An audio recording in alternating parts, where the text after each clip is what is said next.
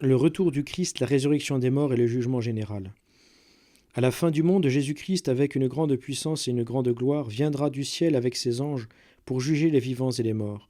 À la lumière de la révélation, méditons sur l'achèvement de l'histoire, car en toute chose il faut considérer la fin. Le dessein de Dieu, tel que la Bible est chargée de nous le révéler, comporte un acte ultime de la part du Père. Dieu, en effet, doit manifester visiblement le triomphe de son Fils, mettre un terme à l'activité des puissances du mal, revêtir ses élus de la gloire du Christ et renouveler toute la création. Après l'ascension de notre Seigneur, 2 hommes vêtus de blanc apparurent aux apôtres et leur dirent : « Hommes de Galilée, pourquoi restez-vous là à regarder vers le ciel ? Jésus qui a été enlevé du milieu de vous reviendra de la même manière que vous l'avez vu s'en aller au ciel. » Au tribunal du grand prêtre, notre Seigneur lui-même a annoncé son retour. « Désormais, dit Jésus, vous verrez le Fils de l'homme siéger à la droite du Tout-Puissant et venir sur les nuées du ciel. » Le jour du retour glorieux du Christ est appelé encore dernier jour, jour du Seigneur, jour du jugement, ou bien en théologie, nous parlons de parousie. Les saintes Écritures nous rapportent des événements qui doivent arriver avant l'avènement glorieux du Christ. Dans l'Évangile, la ruine de Jérusalem annoncée par Jésus et qui arriva effectivement en l'an 70 est une préfiguration de la fin du monde. À ce sujet, Jésus déclara à ses disciples : « Prenez garde que personne ne vous égare, car beaucoup viendront en mon nom, en disant « C'est moi le Messie », et ils égareront bien des gens. Vous allez entendre parler de guerre et de rumeurs de guerre. Attention, ne vous laissez pas effrayer, car il faut que cela arrive d'abord, mais ce n'est pas encore la fin. On se dressera nation contre nation, royaume contre royaume. Il y aura çà et là des famines et des tremblements de terre. Or, tout cela n'est que le début des douleurs de l'enfantement. On vous livrera au tourment, on vous tuera, vous serez détestés de toutes les nations à cause de mon nom. Alors beaucoup succomberont, ils se livreront les uns les autres, ils se haïront les uns les autres. Quantité de faux prophètes se lèveront et ils égareront bien des gens. À cause de l'ampleur du mal, la charité de la plupart des hommes se refroidira. Mais celui qui persévérera jusqu'à la fin sera sauvé. Cette bonne nouvelle du royaume sera proclamée dans le monde entier en témoignage à la face de tous les peuples, et alors viendra la fin. Matthieu chapitre 24. Dans l'Épître aux Romains, saint Paul dévoile le mystère de la conversion d'Israël. Quand le nombre des païens fixé par Dieu sera entré dans le royaume de Dieu, tout Israël sera sauvé. Romains chapitre 11. J'ai encore d'autres brebis, dit Jésus, qui ne sont pas de cette bergerie. Il faut que je les conduise avec les autres. Elles écouteront ma voix. Il y aura un seul troupeau et un seul pasteur. Saint Paul annonce qu'avant le retour du Christ doit arriver l'apostasie, c'est-à-dire l'abandon de la foi chrétienne par un grand nombre, et se manifester l'antéchrist. Auparavant, dit l'apôtre, doit venir l'apostasie et se révéler l'homme impie, l'être perdu, l'adversaire, celui qui s'élève au-dessus de tout et qui porte le nom de Dieu ou reçoit un culte, allant jusqu'à s'asseoir en personne dans le sanctuaire de Dieu, se produisant lui-même comme Dieu. Deuxième épître aux Thessaloniciens. Sa venue à lui, l'impie, aura été marquée par l'influence de Satan, de toute espèce d'œuvres de puissance, de signes et de prodiges mensongers, comme de toutes les tromperies du mal, à l'adresse de ceux qui sont voués à la perdition, pour n'avoir pas accueilli l'amour de la vérité qui leur aurait valu d'être sauvés. Deuxième épître aux Thessaloniciens. Le Seigneur le fera disparaître par le souffle de sa bouche, l'anéantira par le resplendissement de sa venue. Deuxième épître aux Thessaloniciens. Ainsi, l'Antéchrist exercera contre les croyants un pouvoir persécuteur et séducteur pour la grande épreuve dernière à laquelle mettra fin le retour du Christ. Marie doit éclater plus que jamais en miséricorde, en force et en grâce dans ces derniers temps, dit saint Louis-Marie Grignon de Montfort au XVIIe siècle.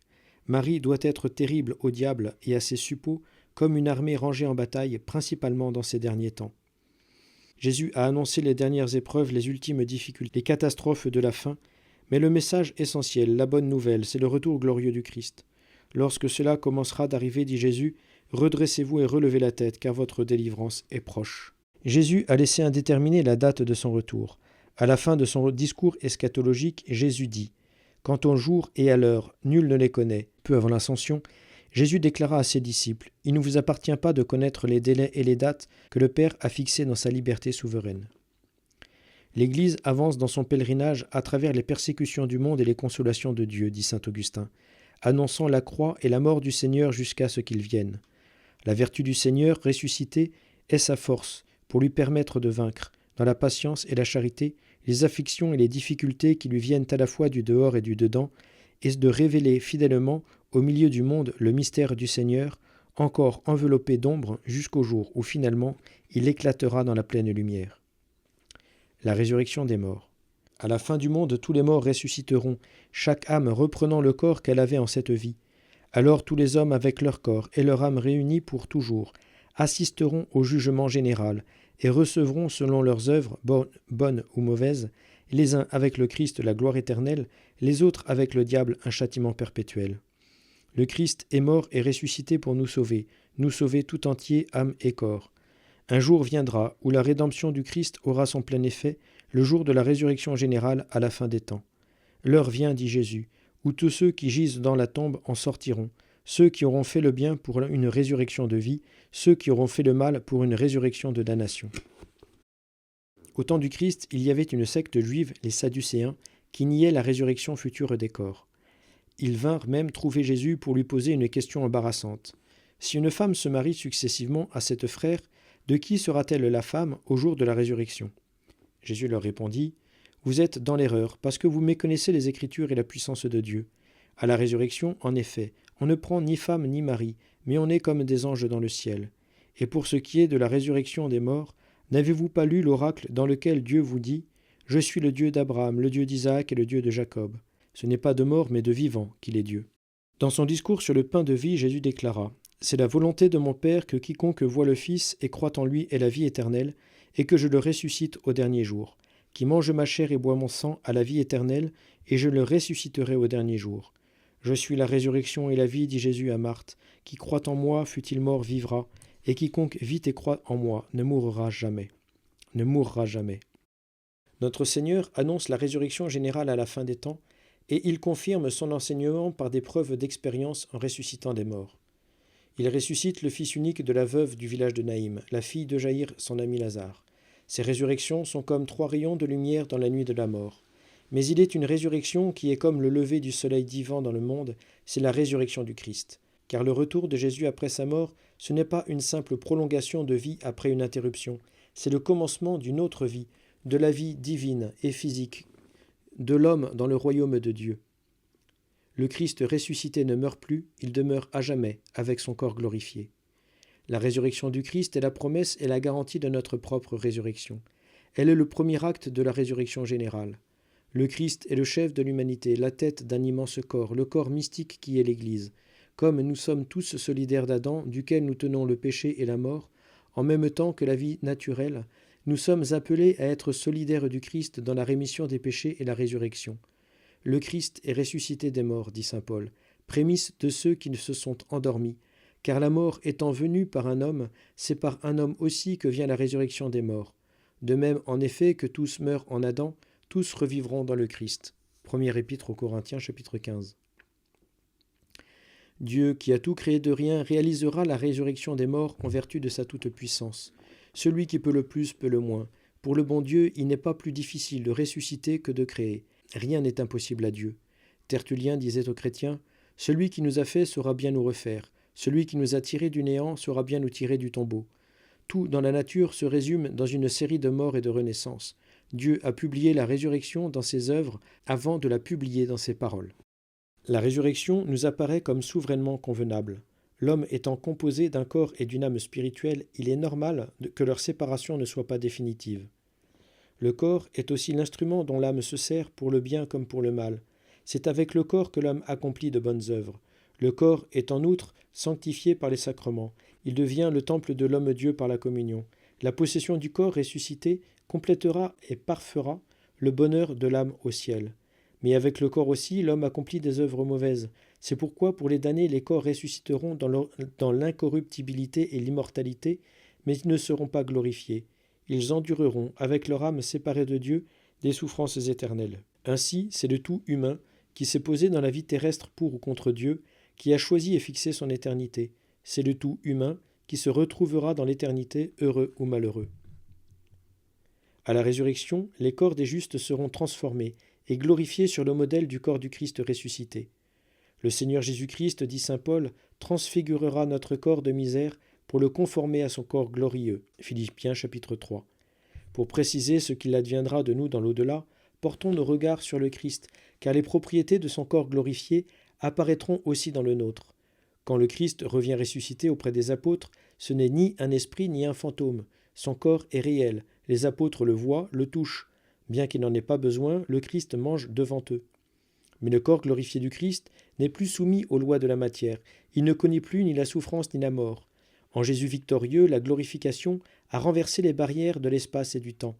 Le Christ traverse les obstacles, comme le rayon de soleil passe par les fenêtres sans les briser. Il apparaît aux apôtres malgré les portes fermées. Il franchit les obstacles à la manière d'un esprit. Tout aussi merveilleuse sa manière d'aller et de venir, d'apparaître et de disparaître. Il se présente subitement devant Marie près du tombeau, devant les saintes femmes, devant les apôtres. Ses mouvements ressemblent à celui de la pensée qui supprime toutes les distances. Comme le corps du Christ ressuscité, les corps des justes ressuscités jouiront de qualités nouvelles. En un instant, dit saint Paul en un clin d'œil, au son de la trompette finale, car elle sonnera la trompette, et les morts ressusciteront incorruptibles, et nous serons transformés. Il faut en effet que cet être corruptible revête l'incorruptibilité, que cet être mortel revête l'immortalité. Première épître aux Corinthiens, chapitre 15. Ainsi en va-t-il de la résurrection des morts. On sème de la corruption, il ressuscite de l'incorruption. On sème de l'ignominie, il ressuscite de la gloire. On sème de la faiblesse, il ressuscite de la force. On sème un corps humain, il ressuscite un corps spirituel. Première épître aux Corinthiens, chapitre 15. On peut distinguer 4 propriétés des corps glorieux: la subtilité, l'impassibilité, l'agilité, la clarté. La subtilité est cette propriété en vertu de laquelle le corps sera pleinement soumis à l'âme. L'âme glorifiée jouira d'une maîtrise et d'une domination parfaite sur le corps. Elle le pénétrera avec une telle force qu'elle l'arrachera à ses conditions charnelles et le fera participer aux propriétés des esprits. Le corps de l'élu ressuscitera spirituel, dit saint Paul. De même que l'esprit, dit saint Jérôme, quand il est tombé sous l'esclavage de la chair, mérite d'être appelé charnel, de même le corps mérite à bon droit d'être nommé spirituel lorsqu'il obéit parfaitement à l'esprit. L'impassibilité fera que le corps glorieux ne pourra plus ressentir aucune douleur ni être affligé d'aucun mal. Les activités animales seront sublimées ou absorbées par l'incorruptibilité propre à l'esprit glorifié, et en ce sens les élus seront comme les anges de Dieu. C'est à cause de cette impassibilité que l'auteur de l'Apocalypse dit des élus qui ne sentiront plus ni la faim ni la soif, ni les intempéries des saisons. À la résurrection, la mort ne sera plus, et toutes les marques de corruption seront abolies. Plus de maladies, de blessures, de menaces de mort, aucune souffrance, aucune douleur, aucune peine sensible, aucun handicap. Le corps sera dans une éternelle santé. L'agilité est la faculté pour le corps d'obéir à l'esprit dans ses mouvements, avec la plus grande légèreté et rapidité. L'agilité, c'est la faculté pour le corps d'obéir à l'esprit dans ses mouvements, avec la plus grande légèreté et rapidité. Cette agilité donnera à l'organisme ressuscité un jeu parfait, doux et puissant, sûr et constant, qui dépasse nos conceptions présentes. La clarté, c'est l'éclat produit par le rejaillissement de la gloire de l'âme sur le corps. La vision intuitive de Dieu rayonnera sur l'être tout entier. Jésus a affirmé « Les justes brilleront comme le soleil dans le royaume de leur Père ».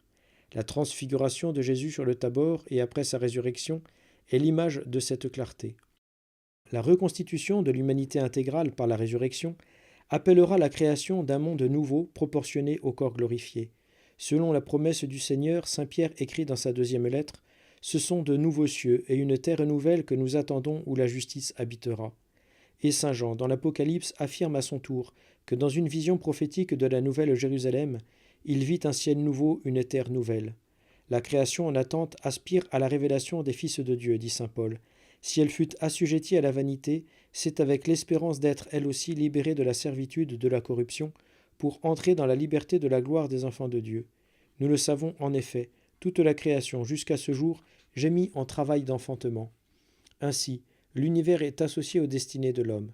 La création, d'une façon mystérieuse, participera à sa manière et pour jamais à la gloire des enfants de Dieu. La résurrection générale nous ouvre des perspectives merveilleuses. Devant l'annonce de la résurrection générale à la fin des temps, certains hommes pourront peut-être rester sceptiques, comme les Sadducéens, comme peut-être aussi un certain nombre de nos ancêtres.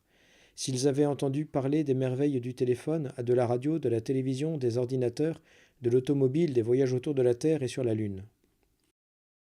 Les chrétiens croient à la résurrection des morts annoncée par le Christ. Pendant sa vie terrestre, toutes les nombreuses guérisons miraculeuses opérées par le Christ, les aveugles qui voient, les sourds qui entendent, les muets qui parlent, les morts qui ressuscitent, sont comme des signes annonciateurs de la disparition des maladies, des infirmités et de la mort à la résurrection générale. La résurrection même du Christ, avec son corps glorifié vivant sous des modalités nouvelles, annonce notre propre résurrection. Le Christ et la Vierge Marie, avec leur corps glorifié dans le ciel, sont les prémices de notre glorification. Rendez gloire à Dieu dans votre corps, dit saint Paul. La résurrection générale nous montre la valeur et la dignité du corps humain, le respect que nous devons lui porter. Par le baptême, nous sommes devenus les temples consacrés de la Trinité sainte, les ciboires vivants de Dieu. Que la grâce de notre baptême transfigure toute notre vie, afin qu'un jour notre corps puisse ressusciter glorieux, avec tous les élus, à la ressemblance du Christ et de la Vierge Marie. À la résurrection, notre baptême sera achevé. Le corps lavé jadis par l'eau de la vie éternelle connaîtra une éternelle jeunesse. Ce sera alors l'achèvement triomphal de notre Pâque. Le passage de la mort à la vie éclatera dans l'allégresse de l'Alléluia céleste. Le jugement général. Après la résurrection des corps, Jésus-Christ jugera tous les hommes. Bien que la mort soit suivie d'un jugement particulier, c'est-à-dire privé, personnel, il y aura à la fin des temps un jugement général pour justifier aux yeux de tous la conduite de la divine providence, pour la gloire de Dieu et pour celle du Christ et de ses élus, pour la confusion des méchants, et pour que l'homme reçoive devant tous, en son âme et en son corps, la sentence de récompense ou de châtiment. Ce sera, d'une certaine façon, la proclamation publique des résultats. Notre Seigneur Jésus-Christ nous a tracé un tableau du jugement dernier. Quand le Fils de l'homme viendra dans sa gloire, escorté de tous les anges, alors il prendra place sur son trône de gloire. Devant lui seront rassemblées toutes les nations, et il séparera les gens les uns des autres, comme le berger sépare les brebis des chèvres. Il placera les brebis à sa droite et les chèvres à sa gauche. Alors le roi dira à ceux de droite, « Venez les bénis de mon Père, recevez en héritage le royaume qui vous a été préparé depuis la fondation du monde. Car j'ai eu faim et vous m'avez donné à manger, j'ai eu soif et vous m'avez donné à boire. J'étais un étranger et vous m'avez accueilli, nu et vous m'avez vêtu, malade et vous m'avez visité, prisonnier et vous êtes venu me voir. » Alors les justes lui répondront, « Seigneur, quand nous est-il arrivé de te voir affamé et de te nourrir, assoiffé et de te désaltérer, étranger et de t'accueillir, nu et de te vêtir, malade ou prisonnier et de venir te voir ?» Et le roi leur fera cette réponse, « En vérité, je vous le dis, dans la mesure où vous l'avez fait à l'un de ces plus petits de mes frères, c'est à moi que vous l'avez fait. » Alors il dira encore à ceux de gauche, « Allez-vous-en loin de moi, maudits, dans le feu éternel qui a été préparé pour le diable et ses anges. Car j'ai eu faim et vous ne m'avez pas donné à manger. J'ai eu soif et vous ne m'avez pas donné à boire. J'étais un étranger et vous ne m'avez pas accueilli. Nu et vous ne m'avez pas vêtu. Malade et prisonnier et vous ne m'avez pas visité. » Alors ceux-ci lui demanderont à leur tour, « Seigneur, quand nous est-il arrivé de te voir affamé ou assoiffé, étranger ou nu, malade ou prisonnier, et de ne te point secourir ?» Alors il leur répondra, « En vérité, je vous le dis, dans la mesure où vous ne l'avez pas fait à l'un de ces plus petits, à moi non plus, vous ne l'avez pas fait. » Et ils s'en iront, ceux-ci, à une peine éternelle, et les justes à la vie éternelle. Matthieu chapitre 25.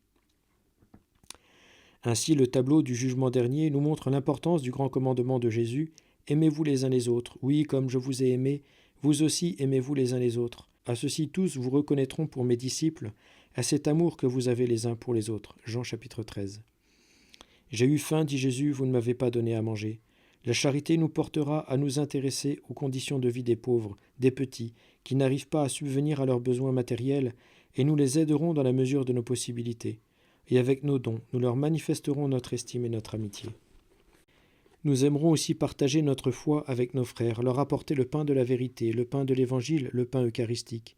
Car l'homme n'a pas qu'un corps, il a aussi une âme spirituelle et immortelle. Avec la faim physique, il y a aussi des fins spirituelles, faim de vérité, faim de vraie vie et de vrai bonheur. L'homme ne vit pas seulement de pain, dit Jésus, mais de toute parole qui sort de la bouche de Dieu. Le lendemain, après avoir accompli le miracle de la multiplication des pains, Jésus dit à la foule qui le suivait, « En vérité, je vous le dis, vous me cherchez, non parce que vous avez vu des signes, mais parce que vous avez mangé du pain. Travaillez, non pour la nourriture périssable, mais pour la nourriture qui demeure en vie éternelle, celle que vous donne le Fils de l'homme. Je suis le pain de vie, je suis le pain vivant descendu du ciel, qui mange ma chair et boit mon sang à la vie éternelle. J'ai eu soif, dit Jésus, vous ne m'avez pas donné à boire.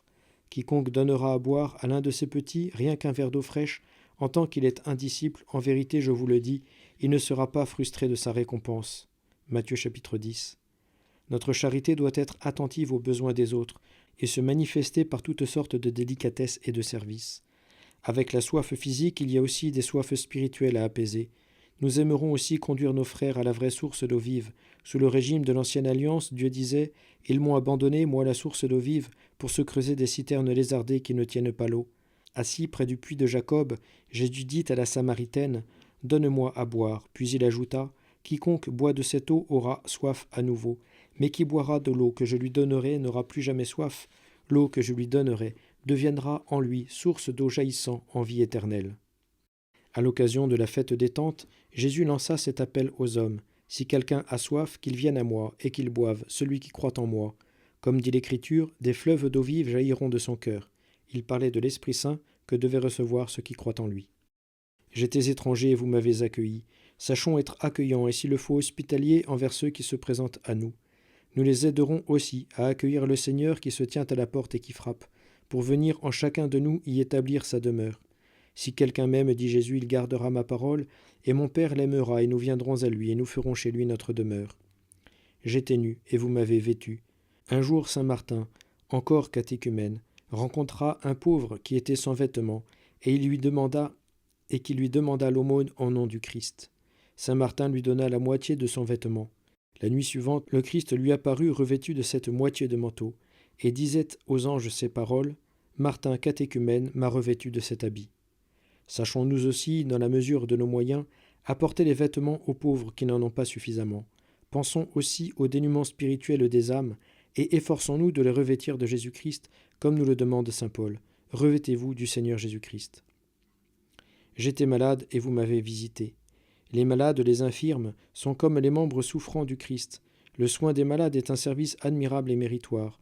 Mais même si nous ne sommes pas toujours aptes à donner aux malades les soins nécessaires, nous pouvons les visiter, leur manifester notre amitié, leur apporter le réconfort d'une présence qui encourage et qui donne confiance, et parfois aider la famille du malade. Nous aimerons aussi voir nos frères en bonne santé spirituelle, et nous aiderons les âmes blessées par le péché à trouver la guérison dans le Christ. À un paralytique qu'on lui présenta, Jésus adressa d'abord ces paroles « Confiance, mon enfant, tes péchés sont remis ». Et seulement après, il lui dit « Lève-toi, prends ton lit et va-t'en chez toi ». Le Seigneur nous a montré ainsi que la guérison spirituelle est plus importante que la guérison physique. Jésus est venu sauver ceux qui étaient perdus. Il est le divin médecin des âmes. Ce ne sont pas les gens en bonne santé qui ont besoin de médecins, dit Jésus, mais les malades. J'étais en prison et vous êtes venus à moi. Parmi les prisonniers, il y a des coupables. Il y a aussi parfois des innocents, comme le Christ, qui a connu la prison après son arrestation. Si nous en avons la possibilité, visitons les prisonniers et apportons-leur une aide bienfaisante. Pensons aussi aux âmes qui sont au purgatoire, comme en prison. Par nos prières, nous pouvons contribuer au soulagement de leurs souffrances et hâter leur délivrance. Il y a des hommes qui sont enfermés dans des prisons.